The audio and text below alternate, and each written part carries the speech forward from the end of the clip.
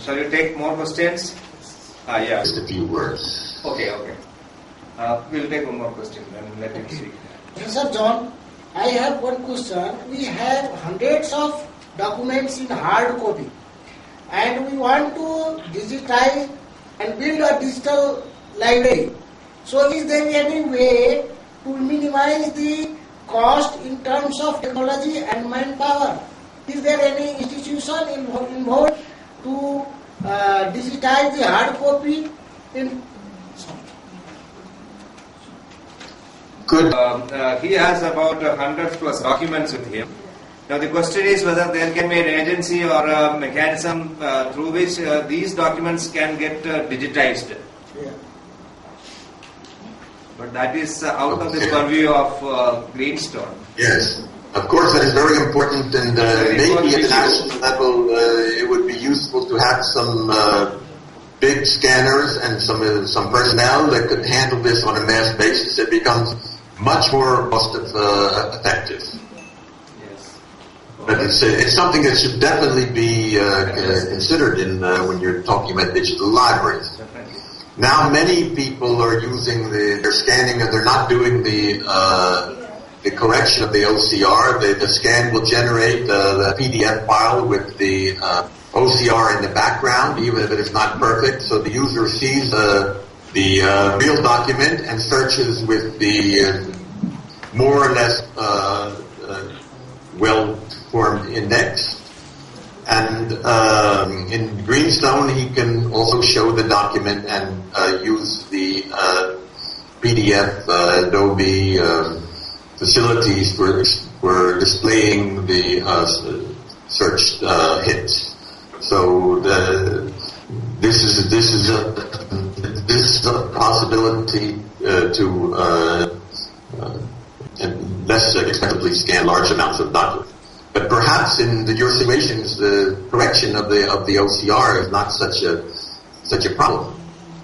In some cases, you may even be able to retype the documents. But I think this is really a very important point that has to be considered in any digital collection building. This point we will discuss tomorrow. Get their collections digitized. Right. I think we can continue, Professor John, please. In the University of Waikato, that we started this digital library project about more than 10 years ago, and it started as a university research project, but then we have found that there is so much need and interest in it worldwide that the building of an international community has also become a priority. But we have limited capability because we only have the university budget. So that is why we have given in the last 3 years a lot of emphasis to helping developing regions to develop their own networks. And the network in South Asia is very important to us because of the number of users and the interest and capacities of the library information community. So we will have now in the next 3 days a meeting to formally establish this network with 7 of the SARC countries, librarians or institutions from the seven of the SARC countries represented, all except Afghanistan, which will be brought in later.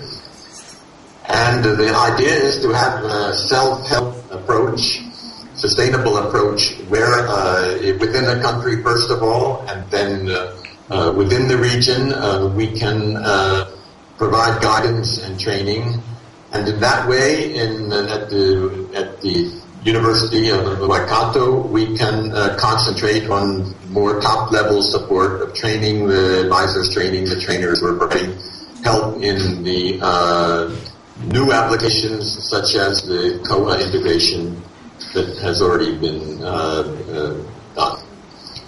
So I think that the work that's been done in Nepal is really very important because Nepal is the first node formally set up between in this work with the work of the HealthNet, and has done a very, very impressive job with the development of the consortium and the interface in Nepali and the KOHA ILS integration.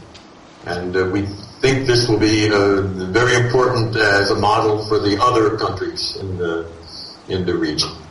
And we hope to get some additional international support for another phase to create this network, to consolidate it.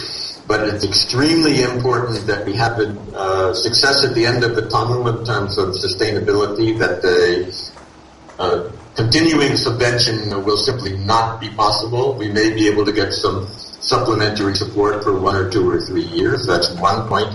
And the other point, we have to show success in terms of building and use of collections that it is not sufficient to train people and to have awareness. We have to get results. Of course, this is very important for you, but it's also important for international donors. So if people have any questions on where we are going and what the way forward, we could talk a little bit about. Otherwise, you'll have this in your roundup discussion, and you can recommend to be discussed in our meeting, which will start tomorrow.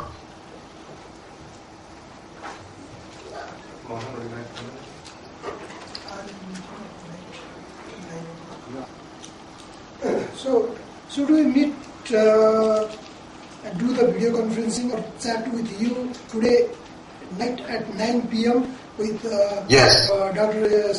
Sri Kumar and Professor Raghavan? That is okay for you? Exactly. Okay, thank you. Yes, excellent. Okay, thank you for giving.